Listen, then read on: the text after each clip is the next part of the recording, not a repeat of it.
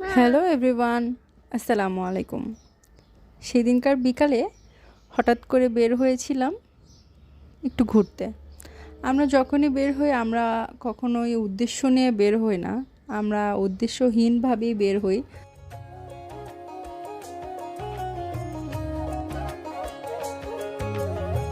চাই না হিরে মানিক আমি পাইলে ভালোবাসা, মন রয় না মনের ঘরে তোর পীড়িতের জ্বালায়।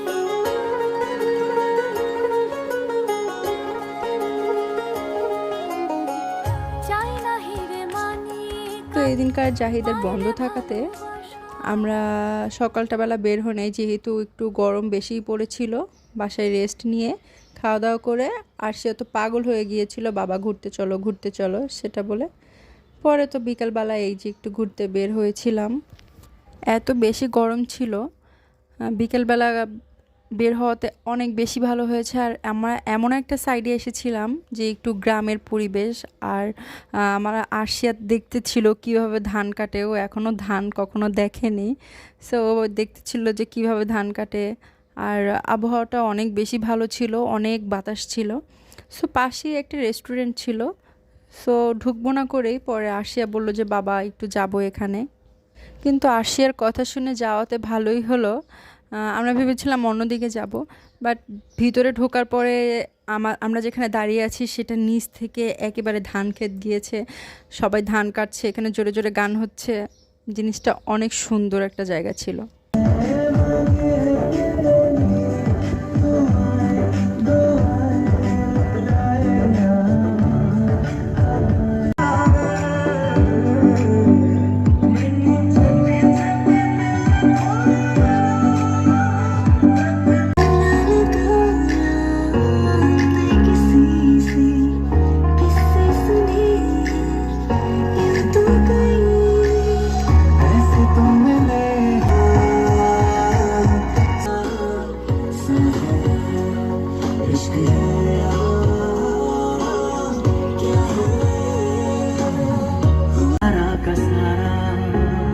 जैसे मुझे तुमसे हुआ है ये प्यार ना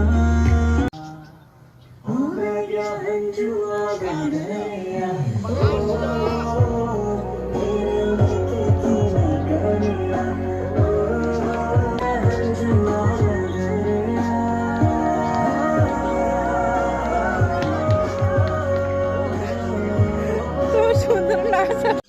সো এই তো আজকে এই পর্যন্তই, সুন্দর একটা বিকেল কাটিয়েছিলাম আর সেটাই আপনাদের সাথে শেয়ার করেছি। সো আল্লাহ হাফেজ, সবাই আমাদের জন্য অনেক দোয়া করবেন।